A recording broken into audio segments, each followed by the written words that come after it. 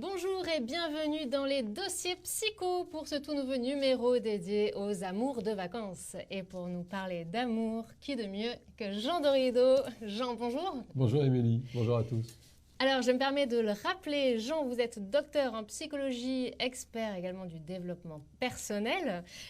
Alors, Jean, quand nous parlons amour de vacances, en dehors de la chanson de Christophe Ripper, que peut-être les personnes nées dans les années 80 connaîtront et se rappelleront et peut-être fredonneront avec nous, hein, peut-être, on ne sait pas comment on va terminer cette émission. Quand on parle d'amour de vacances, déjà, pourquoi ce phénomène estival? Est-ce qu'il s'explique? Alors oui, bien sûr, il y a des pistes d'explication pour mieux comprendre ce phénomène d'amour de vacances. Le fait est qu'il y a une suractivité dans le domaine amoureux durant les vacances d'été. Alors ça, cette suractivité, elle est constatée. C'est-à-dire que les chercheurs observent que les personnes qui prennent des vacances ont davantage tendance à tomber amoureuses. Et ça, c'est encore accentué lorsque les personnes partent loin, notamment lorsqu'elles partent à l'étranger. Alors, il y a plusieurs explications à ce phénomène. D'abord, le premier élément de réponse, c'est que les vacances, quand on revient vraiment à l'étymologie du mot, c'est précisément un espace de liberté totale, puisque c'est un espace qui est vacant. C'est-à-dire qu'il y a une espèce de vide, et ce vide est à remplir. Et là où, durant l'année, ce vide se remplit par toutes les contingences matérielles que nous connaissons tous, les obligations professionnelles, familiales et autres, dans cet espace vacant, il y a beaucoup moins d'obligations. Et donc, évidemment, cela laisse la porte ouverte à, je dirais, ce que la personne se recentre sur l'essentiel. Et toutes les études, là aussi, notamment sur le bonheur, rappellent que les relations sociales au sens large sont essentielles à notre bien-être. Nous sommes des animaux sociaux, nous avons besoin de relations pour nous sentir bien. Et dans ces relations sociales au sens large, évidemment que les relations amoureuses tiennent bien sûr une place extrêmement importante. Et puis un autre élément de réponse, là c'est plutôt la météo qui le donne. C'est vrai que le soleil précisément active tout un tas de fonctions cérébrales et d'après chercheurs aurait tendance à nous pousser plus naturellement vers la sensualité.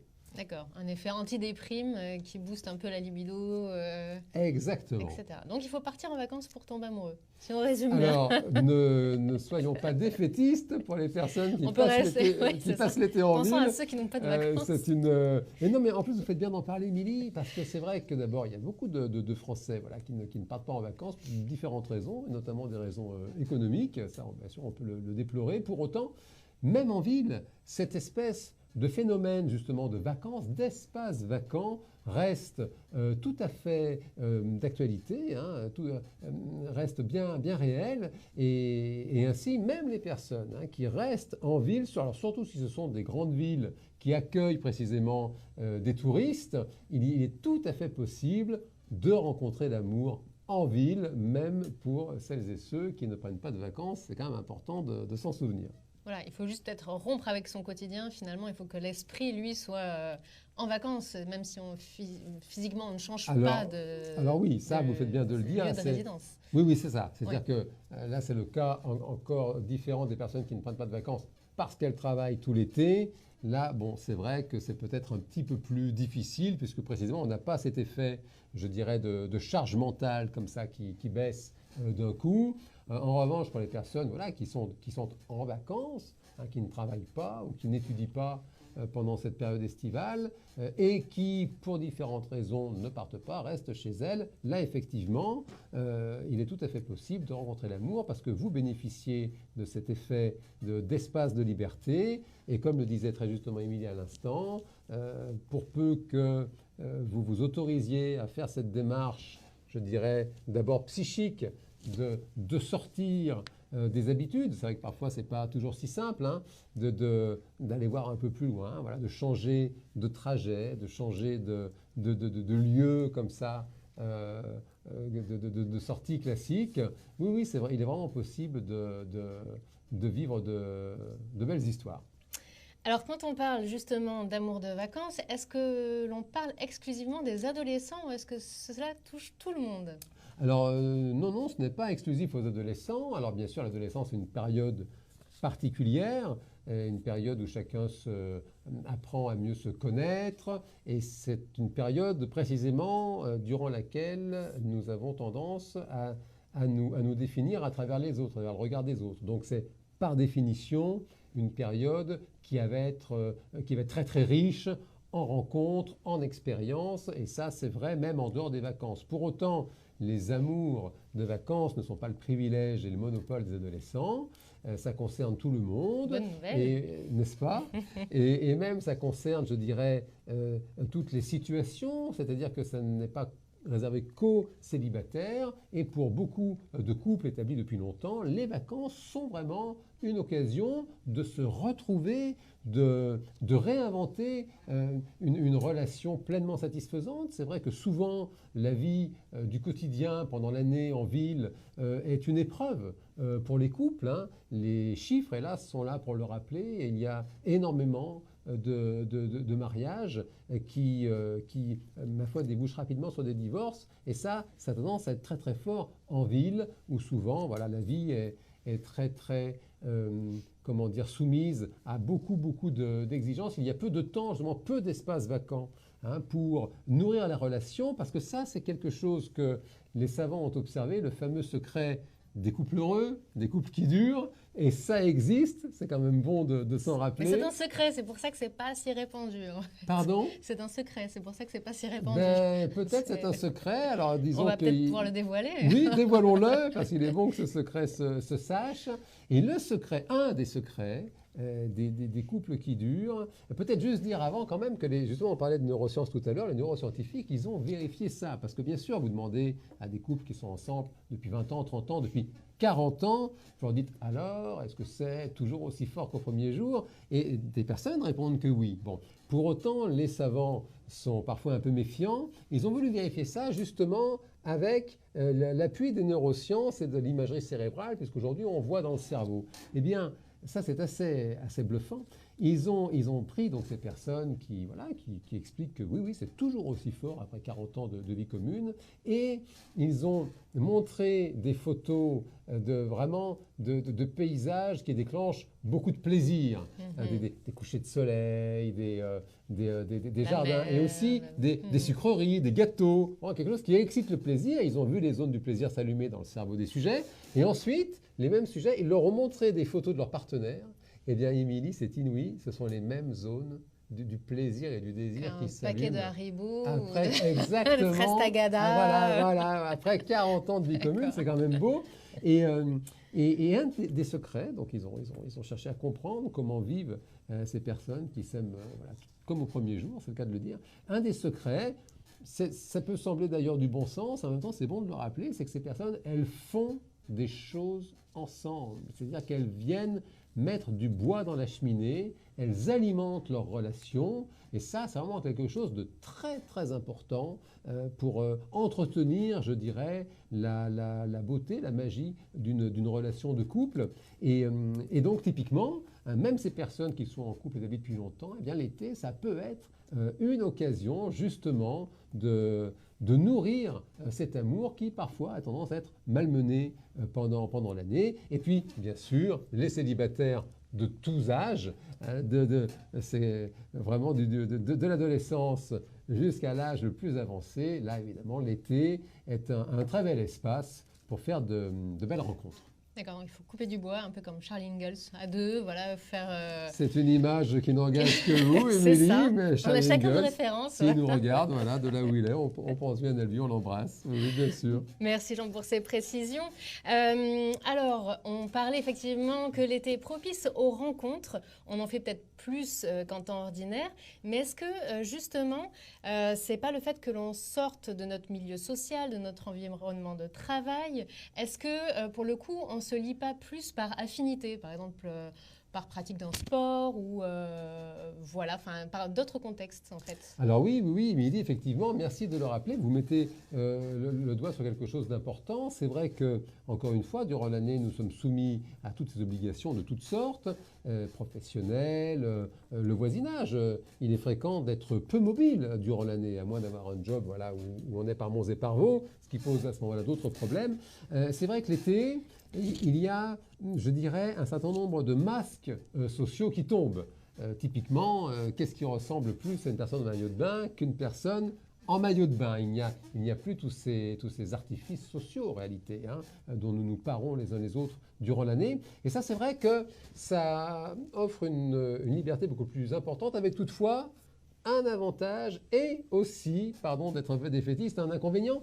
L'avantage, Émilie l'a rappelé très justement, c'est que nous sommes davantage recentrés sur la personne que nous sommes vraiment, indépendamment justement de tous les artifices sociaux, culturels qui nous accompagnent durant l'année. Donc ça, c'est vrai que ça peut vraiment aider à faire des rencontres, comme l'a dit Émilie, qui sont beaucoup plus par affinité, que par, disons, cette espèce de principe que c'est l'occasion qui fait le larron, quoi. Voilà, même endroit, même ville. Bon.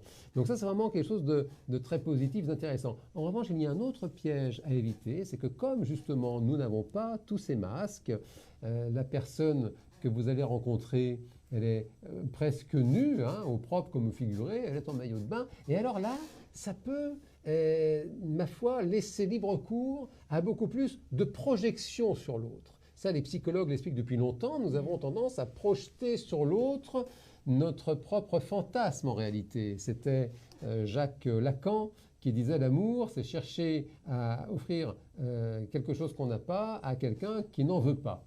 Ça peut faire cogiter un bout de temps. Vous avez 2 heures. Il était très fort, Lacan. Il avait de très bons aphorismes. Occupé pendant les vacances. C'est vrai qu'il y a un petit côté comme ça. C'est quelque chose voilà, auquel personne n'échappe.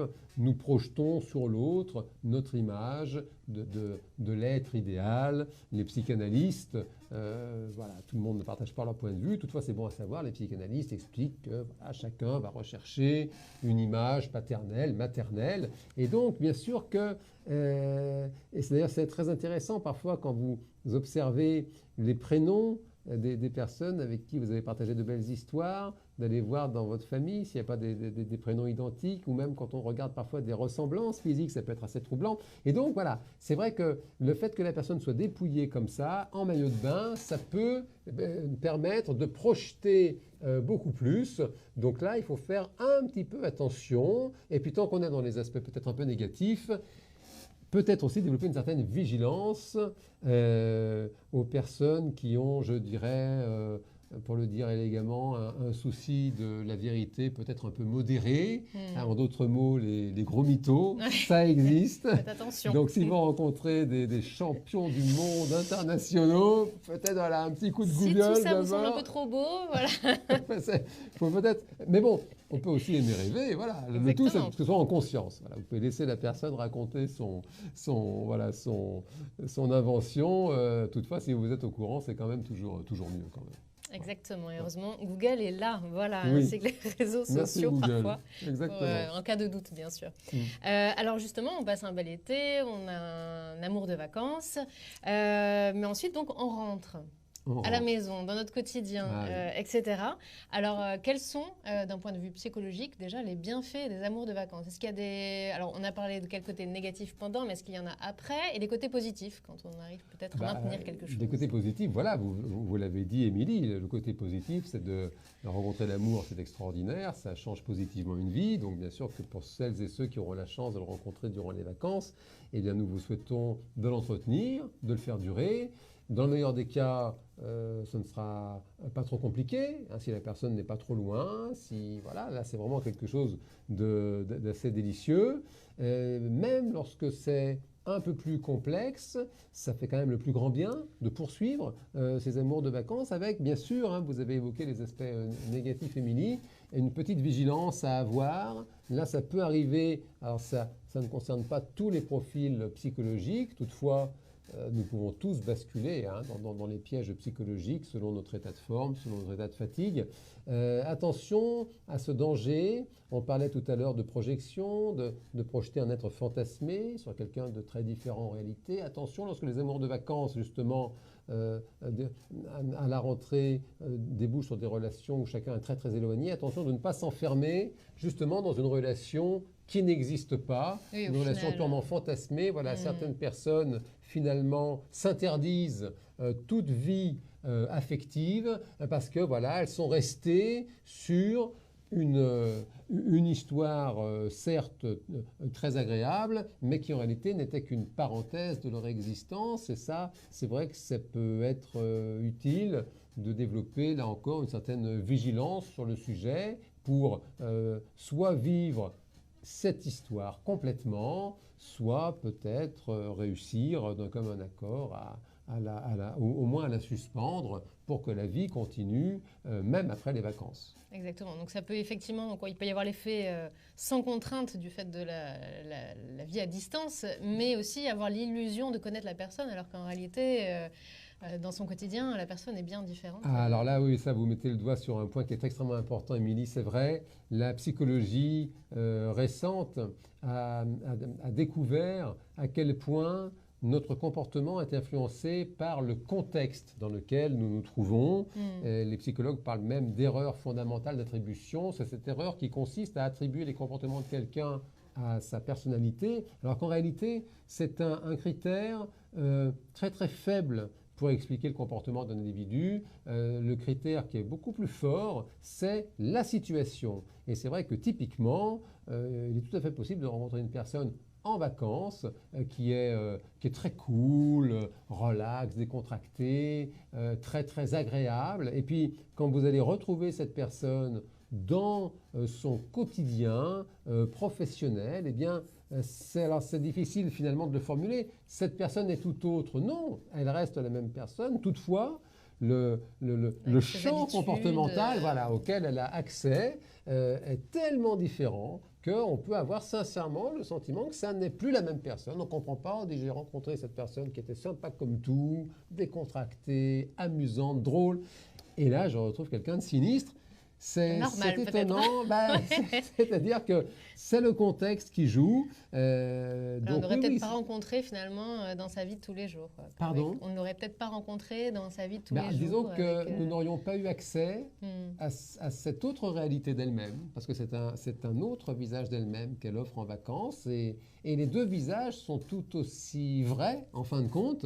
Après, le souci, c'est vrai que c'est la proportion du temps, quoi. C'est que si la personne passe 45 semaines ou 50 semaines, j'en sais rien, par an à travailler, ça laisse que 2 semaines par an, c'est peu. Très bien, merci beaucoup. Et alors, moi j'avais une interrogation. Quand on vit comme ça un amour de vacances, donc on ne sait pas ce qui va advenir, mais est-ce que l'on peut reconnaître un amour de vacances qui peut durer ? Est-ce que c'est possible? Est-ce qu'il y a des petits indices? Oui. Alors c'est vrai qu'il y a des études qui sont faites sur le sujet, et puis je dirais que c'est une espèce de fantasme qui nous anime tous, et qui d'ailleurs remplit les cabinets de voyants, de cartomancie, d'astrologie. C'est cette fameuse question, alors est-ce que c'est la bonne personne? Est-ce que ça va durer? Pour l'instant, encore une fois, ça c'est vraiment une question de posture. La relation qui dure, c'est la relation dans laquelle vous allez vous respecter, c'est la relation dans laquelle vous allez respecter l'autre, et le troisième point, c'est la relation dont vous allez prendre soin. C'est-à-dire que c'est peut-être le moment de le rappeler, nous ne sommes pas que des robots qui seraient mus par un ensemble de prédispositions génétiques, biologiques, sociales, comportementales. Nous sommes des êtres complètement libres, nous possédons ce libre arbitre qui est extraordinaire, et par conséquent, dès lors que vous avez le sentiment, l'intuition, l'élan qui vous pousse ou vous attire vers quelqu'un, d'abord vous pouvez vous en réjouir, et encore une fois, pour prédire la validité, la bonne santé de cette relation. C'est ces 3 points qui sont essentiels. Respectez-vous. Nous avons fait déjà une émission ensemble, Émilie, sur les pervers narcissiques manipulateurs. Vous pouvez la retrouver sur la page Facebook. Et très très souvent, lorsque des personnes se sont retrouvées dans des relations toxiques, en fait, toutes elles disent très très tôt dans la relation, j'ai senti qu'il y avait un problème, j'ai bien senti que finalement je ne me respectais pas. Et ces personnes souvent regrettent de ne pas avoir été suffisamment lucide là-dessus. Donc c'est vraiment le premier critère, c'est celui de vous respecter. Respecter vos principes, vos valeurs, respecter vos limites. Bon. Le deuxième critère, évidemment, c'est bon de le rappeler, c'est de respecter l'autre. C'est terrible, ces relations qui démarrent sur cette volonté de changer l'autre. Écoute chérie, t'es super, mais quand même là, comment tu t'habilles, c'est pas possible. Il faudrait quand même que tu penses à changer de look. C'est-à-dire, bon, on peut le faire, bien sûr, avec tendresse, avec gentillesse, avec amour. Pour autant, bon, si la personne, c'est son style, c'est-à-dire que bon, en tout cas, c'est important d'en parler dans le respect. Bon. Donc respectez-vous vous-même, respectez l'autre, voilà, parlez, échangez. Et puis ce troisième point, c'est ce qu'on disait tout à l'heure, vraiment, nourrissez cette relation, faites des choses ensemble, parlez, échangez, vivez ensemble ce que vous avez à vivre, et c'est ce qui offrira les plus belles fleurs du bouquet de l'amour. Émilie. C'est beau, Jean. Oui, c'est beau. C'est magnifique. Et ça fait du bien, c'est vrai. Et alors, a-t-on envie de faire durer justement un amour de vacances, ou est-ce que ce qui se passe en vacances doit rester en vacances et ainsi, voilà, garder un beau souvenir Alors là, écoutez, vraiment, ça, je vous propose, Émilie, si vous voulez bien, qu'on laisse le choix à chacun. Ça dépend du tempérament des uns des autres. C'est vrai que si vous êtes un peu fleur bleue, c'est super sympa de faire durer les belles histoires. C'est ce que nous vous souhaitons, ça c'est sûr. Après, bien sûr, des postures peut-être plus distanciées, voilà, peuvent se dire, voilà, c'était les vacances. Non, alors là, pour le coup, à titre personnel, j'aime croire dans l'amour. Et c'est vrai que si vous faites une belle rencontre cet été, eh bien oui, je vous souhaite évidemment de faire durer ça. Oui, c'est vrai. Enfin, oui, pourquoi laisser en vacances non, j'arrête. Maintenant, si je comprends bien ce que vous voulez dire, Émilie, c'est vrai qu'on peut rencontrer des personnes qui sont dans une espèce de posture un peu contrôlante comme ça, et qui peut-être par crainte de vivre quelque chose de trop fort, dont elles ont le sentiment que cela pourrait les mettre peut-être en danger d'un point de vue affectif, vont finalement se rassurer comme ça en disant « c'était des vacances, toutefois, ça ne serait pas raisonnable de continuer pour la vraie vie. » ce ne serait pas très sérieux des personnes qui s'interdisent comme ça un peu le bonheur, et bien sûr on leur souhaite de se souvenir qu'elles méritent, elles aussi, d'être heureuses. Exactement. Et donc, je me suis un petit peu renseignée. Et il y a des couples comme ça qui durent dans le temps. Des personnes qui se rencontrent en vacances, qui se marient, qui ont des familles. Donc voilà, effectivement, on vous souhaite de faire la bonne rencontre. C'est pas systématique non plus, mais ça peut arriver. Eh bien, l'émission arrive presque à son terme, cela passe très très vite. Est-ce que donc, avant de nous laisser, on peut rappeler quelles sont les clés pour faire durer un amour de vacances? On en a un petit peu parlé, mais si on peut resynthétiser tout ça pour les clés pour faire durer un amour de vacances. La première clé, c'est d'abord effectivement, autorisez-vous, quel que soit le contexte, à vivre ce que vous avez à vivre. C'est-à-dire que même si vous ne partez pas, même si vous restez en ville, faites le nécessaire, si vous êtes en congé bien sûr, pour passer dans ce mode vacant, c'est-à-dire que vous laissez votre cerveau disponible à justement la rencontre. Ça, c'est la première clé. La deuxième clé, c'est effectivement d'avoir cette vigilance. Vous allez rencontrer des personnes qui sont justement complètement nues, débarrassées, dépouillées, détachées de tous ces signes de reconnaissance que vous utilisez habituellement durant l'année. Donc gardez le meilleur de ça. Vous accédez à une certaine vérité chez la personne et en même temps, attention de ne pas basculer dans des projections, d'être vraiment ouvert sur la personne plus que sur vos rêves de personne idéale. Bon. Et dès lors que la rencontre va se faire, alors à ce moment-là, pour donner toutes ses chances à la relation, les 3 points clés. Respectez-vous, c'est important de vous respecter dans vos principes, vos valeurs, vos limites et vos désirs, bien évidemment. Respectez l'autre, acceptez que l'autre n'est pas toujours en phase avec vos désirs et vos principes. C'est l'occasion de parler, d'échanger, c'est comme ça que la relation grandit. Et le dernier point, eh bien, faites des choses, vivez ce que vous avez à vivre, autorisez-vous et ça fait le plus grand bien. Et on vous souhaite évidemment de très très belles vacances et puis peut-être de très belles amours de vacances. Merci Jean. Merci pour ces précieux conseils. Et d'ailleurs, je tiens donc à vous informer qu'il existe des agences de voyage spécialisées donc pour les vacances en célibataire. Voilà, après, ça laisse libre cours, effectivement, aux rencontres. Donc, n'hésitez pas à vous renseigner sur Internet. Si vous avez besoin d'un petit coup de pouce, justement, pour forcer un petit peu le destin, par exemple, pour gagner en confiance en soi et aller aborder l'autre pendant ses vacances, sachez que Jean Dorido, ici présent, donc, qui est expert en développement personnel, est disponible en consultation privée, alors que ce soit en cabinet ou par téléphone. Voilà, on va vous remettre, bien sûr, toutes les informations par téléphone. Par exemple, vous pouvez prendre rendez-vous au 01 75 75 00 71. Est-ce que ça vous arrive justement d'avoir comme ça des patients qui veulent gagner en confiance en soi, peut-être pour aborder l'autre parce qu'ils sont un petit peu timides? Ah parce oui, que... oui. Alors parfois, il ne manque pas grand-chose. Mais... C'est vrai que ça m'arrive et je peux vous dire, Émilie, et je suis, pourquoi le cacher, un peu fier de ça, je compte quelques mariages. Bien. Et plusieurs naissances. Oui, N'hésitez donc pas à consulter Jean Dorido si vous souhaitez vous marier. Non, c'est vrai, j'ai eu vraiment cette joie d'aider des personnes justement à se libérer de leur blocage, leur difficulté relationnelle et qui ont fait de belles rencontres et je reçois, pas chaque année, mais assez souvent, des faire-part de mariage et après de naissance. Ouais, c'est super. De belles histoires. Non, et puis parfois, il ne faut pas grand-chose finalement. Non, vous avez raison, il ne faut pas grand-chose. C'est ce qui fait, je dirais, la beauté de mon travail. C'est qu'il ne faut pas grand-chose et en même temps, parfois, ce n'est pas si simple. Voilà, il faut trouver le bon levier, le bon bouton. C'est pour ça qu'on prend le temps. Vous savez, je travaille par hypnose. Et on prend le temps d'échanger, d'écouter pour comprendre comment aller justement agir au mieux de façon élégante, délicate, respectueuse. Et c'est vrai que dès qu'on trouve, là c'est assez inouï parce que c'est vrai que ça débloque quelque chose là-bas dedans et vraiment la réalité change assez instantanément, c'est assez inouï, c'est vrai.